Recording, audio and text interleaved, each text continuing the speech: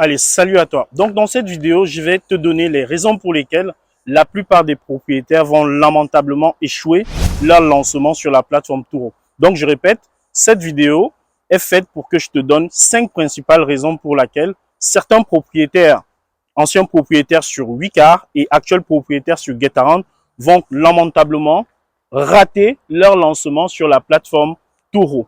Donc, cette vidéo, elle ne va pas plaire à beaucoup de personnes. C'est une vidéo qui va être critiquée. Il y a même beaucoup de personnes que je vois déjà en commentaire qui viennent mettre des commentaires complètement négatifs. Mais comme vous le savez sur cette chaîne, comme depuis le début, on va faire une seule chose, c'est de vous donner notre point de vue. Après, vous faites ce que vous voulez. De toute façon, moi, je sais déjà ce que je vais faire une fois que la plateforme Turo sera ouverte, c'est-à-dire dans exactement 3 semaines. Mon plan d'action, il est déjà clair. Donc, si toi aussi, tu ne veux pas rater ton lancement sur la plateforme Turo, si toi aussi, tu veux prendre un très bon départ dès le début, afin de te démarquer tout au long de ta présence sur la plateforme Turo, je te conseille simplement de regarder cette vidéo. Sinon, tu peux passer à autre chose et les résultats, je peux déjà te les annoncer. Donc, reste jusqu'à la fin de cette vidéo. On y va, c'est parti.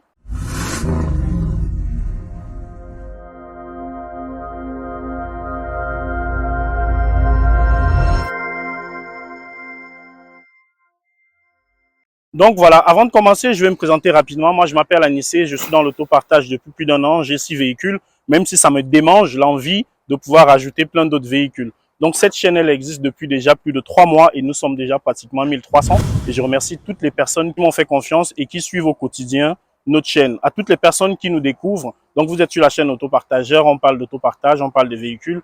On essaye aussi de donner notre point de vue sur tous les sujets relatifs à l'autopartage. On montre aussi nos revenus afin que ça puisse inspirer plusieurs d'entre vous. Donc, si tu découvres la chaîne, n'hésite pas à t'abonner ou simplement me dire en commentaire d'où est-ce que tu regardes la vidéo, dans quelle ville tu te trouves et quelle quantité de véhicules tu possèdes, quel est simplement ton projet. Avant de commencer le vif du sujet, je vais quand même te rappeler qui est Turo. Turo, c'est la toute première plateforme d'autopartage de location entre particuliers au monde. Turo, c'est plus de 3 millions d'abonnés actifs, donc plus de 3 millions d'utilisateurs actifs, de locataires ou invités actifs. Turo, c'est 2 milliards et 100 millions de chiffre d'affaires en 2022. Turo, c'est 111 millions de dollars en marketing en 2021. Turo est présent dans 56 pays, principalement aux États-Unis, au Canada, en Angleterre et en Australie et maintenant en France. Donc, Turo, c'est la plus grande plateforme d'autopartage au monde. Turo s'associe à Wicar. Wicar représente, 3 millions d'utilisateurs actifs en France. Donc, entre Turo et Wicar, on est à plus de 6 millions d'utilisateurs actifs, c'est-à-dire de locataires potentiels actifs dans le monde entier. Donc, Turo a une force de frappe immense. Turo, c'est simplement un mastodonte dans l'autopartage. Pour ceux qui ne sont pas au courant, la plateforme Turo est ouverte à tous les anciens utilisateurs de Wicar, les véhicules ayant été transférés de Wicar pour Turo. Et nous attendons actuellement la mise en service à la mi-novembre de la plateforme Turo et nos véhicules pourront être loués. Voilà pour le rapide récapitulatif. J'ai fait plusieurs vidéos que je vais mettre ici. À chaque fois, tu pourras aller les regarder à la fin de la vidéo ou simplement en suivant le fil d'actualité sur notre page. Donc, dans cette vidéo, je vais te donner 5 éléments qui font que la plupart des propriétaires sur la plateforme Turo vont lamentablement échouer. C'est triste à dire, mais vont lamentablement échouer leur aventure sur la plateforme Turo parce que tout va se jouer dès les débuts, dès les tout premiers jours sur la plateforme Turo. À la fin de la vidéo, je te dirai, moi, quel est mon plan d'action, ce que je ferai pour être parmi les tout premiers super hôtes de France. Comme ça, la couleur, elle est annoncée. Mon objectif dans les 3 mois qui viennent, c'est d'être parmi les 10 premiers super hôtes de France. Certains diront, non, ce gars, il parle, il est prétentieux. Ceux qui pensent que je suis prétentieux, c'est simplement ceux qui ne me connaissent pas. La première raison ou la première caractéristique des personnes qui vont échouer leur lancement sur la plateforme Turo, ce sont les nostalgiques de Wicar. Je discute avec plusieurs autopartageurs et je vois beaucoup de nostalgiques de Wicar. Beaucoup de personnes qui se plaignent et je peux comprendre leurs plaintes. Mais moi, je n'ai pas besoin de plaintes. En tout cas, j'ai besoin d'avancer. Des gens qui disent, oui, avec Wicar, c'était bien. Avec Wicar, c'était pas compliqué. On gagnait beaucoup d'argent. Il n'y avait pas trop de tracasseries. On était sur 100 km par jour de forfait kilométrique. C'était intéressant. C'était ci, c'était ça. Ça, c'était avant. C'est votre problème.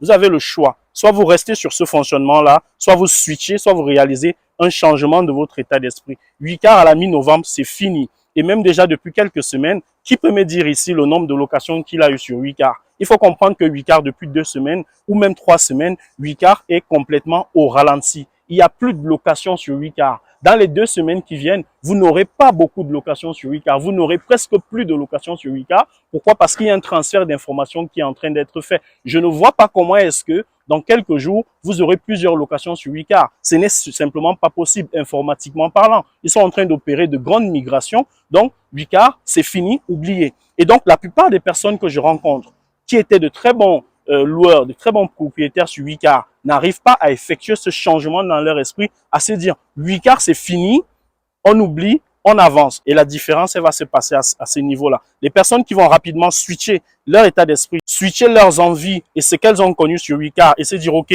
on va prendre le taureau par les cornes. Nous sommes des entrepreneurs et la vraie caractéristique des entrepreneurs, c'est de pouvoir s'adapter. On va changer les choses et puis on va se mettre avec taureau et puis on va essayer de tirer notre épingle du jeu. Les personnes qui vont faire ça réussiront à coup sûr sur taureau. Et toutes les personnes qui restent nostalgiques sur Wicar parce qu'elles ont connu Wicar depuis 10 ans, lorsque tout était bien, lorsqu'on pouvait gagner beaucoup d'argent tous les jours sur Wicar, les personnes qui raisonnent comme ça, vous n'allez pas aller loin avec taureau, vous allez complètement vous viander et c'est tellement triste. La seconde catégorie de personnes qui vont lamentablement se viander, qui vont rater leur lancement sur taureau, ce sont les résistants au changement. Il y a des personnes, quoi qu'il arrive, dès qu'il y a un changement, elles vont résister. Elles vont dire non, c'est dur, c'est pénible. Non, ce sont les Américains. On connaît le système américain, c'est l'ubérisation. Ce sont des capitalistes. Ils viennent là, ils vont simplement nous exploiter. On va rien gagner. Vous allez voir, vraiment, c'était bien avec Wicar. Là, on est vraiment dans la merde. On est foutu. Les résistants au changement. La résistance au changement, elle a un gros défaut, c'est que vous ne voyez plus les choses comme vous devriez les voir. Vous perdez toute lucidité et vous n'analysez plus les pour et les contre.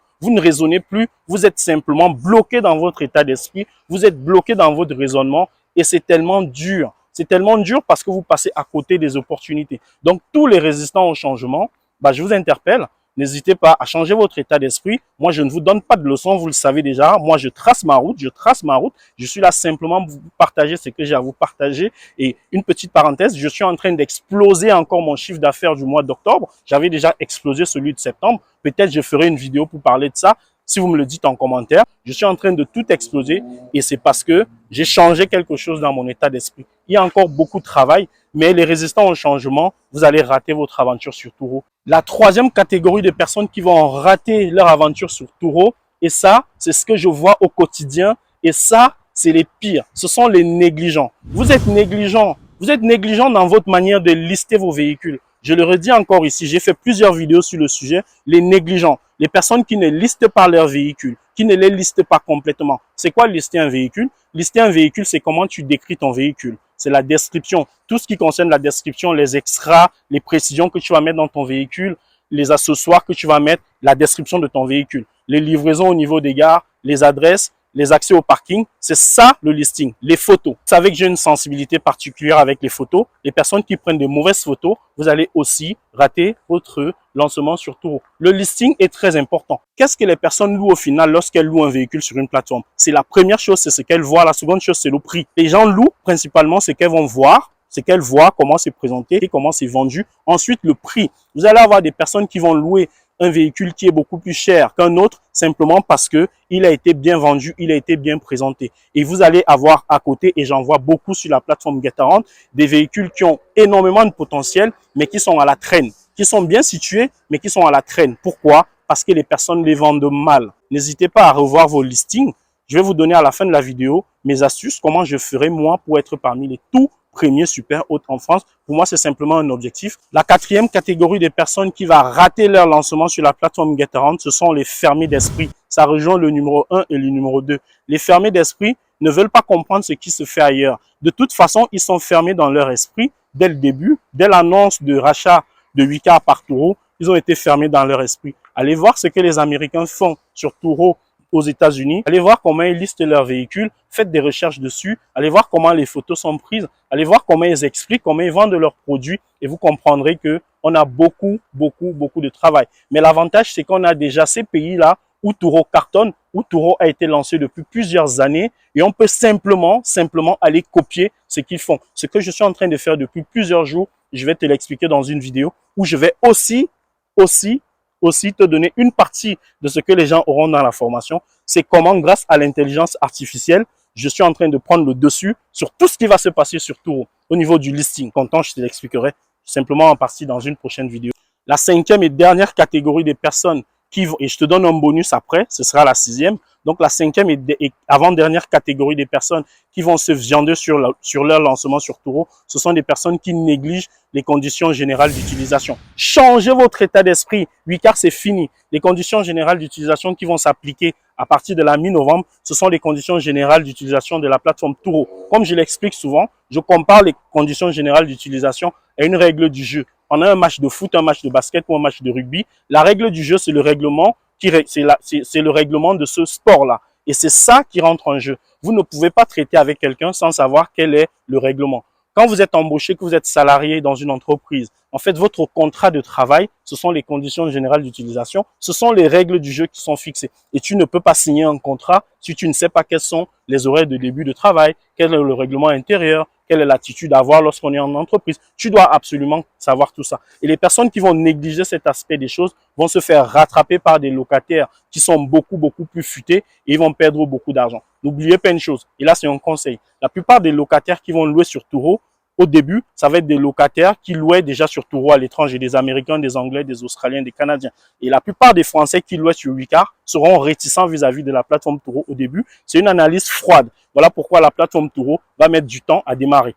Parce que la plupart de ceux qui louent sur Wicar n'auront pas envie de louer sur Turo. Il y a une infime partie de ceux qui louent sur Wicar qui vont effectivement louer sur Turo. Ils vont bouder Turo au début et Turo, ce sera simplement les étrangers, les gens qui voyagent, qui connaissent déjà Turo. Donc, tu dois forcément maîtriser ces conditions générales d'utilisation, sinon tu te feras battre et tu perdras de l'argent parce que tu auras des locataires qui maîtrisent mieux cet aspect des choses que toi. La cinquième, la sixième et dernière catégorie des personnes qui vont se viander lors du lancement de la plateforme, ce sont des personnes qui continuent à acheter des véhicules sans analyser les demandes du marché.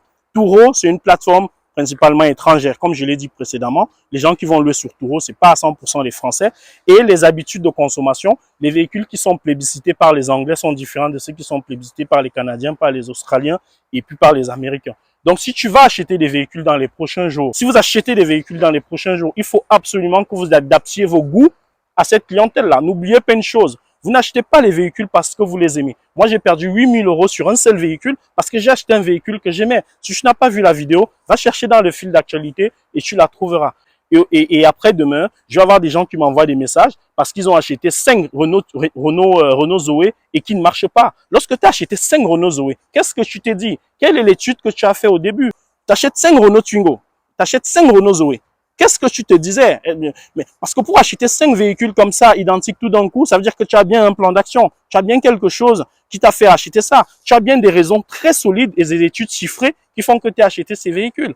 Alors, peut-être que tu as un problème d'emplacement, mais tout ça, ça s'analyse. Tout ça, ça prend du temps. Si vous êtes dans ce cas-là, n'hésitez pas à m'écrire sur ma page Instagram. Et j'invite d'ailleurs toutes les personnes aussi qui ne sont pas encore abonnées sur la page Instagram. Allez vous abonner à cette page. Le lien est en dessous. Simplement pourquoi? Parce que je partage d'autres informations là-bas que je ne partage pas sur YouTube. Et aussi, c'est un espace d'échange. Vous pouvez m'écrire directement en mail et je vous répondrai. Je regardais les éléments que m'envoie YouTube hier et je vois que plus de 3/4 des personnes qui regardent nos vidéos au quotidien pendant plusieurs heures, ce sont des gens qui ne sont pas abonnés. Franchement, c'est pas top. Si vous regardez du contenu, si vous consommez du contenu, il faut absolument que vous vous abonniez. Donc, franchement, c'est important pour moi. N'hésitez pas à vous abonner, ça me donne de la force. Ça me donne aussi le courage de continuer à faire des vidéos comme celle-ci. Là, je vous ai donné 5 raisons, 6 raisons même. Donc, si vous voulez réussir votre lancement sur la plateforme Turo dès le début, n'hésitez pas à changer ça. Sinon, vous faites comme vous voulez, c'est votre problème. Je suis simplement là pour vous dire ce que je pense. Et on se dit à très bientôt pour la prochaine vidéo. Ciao.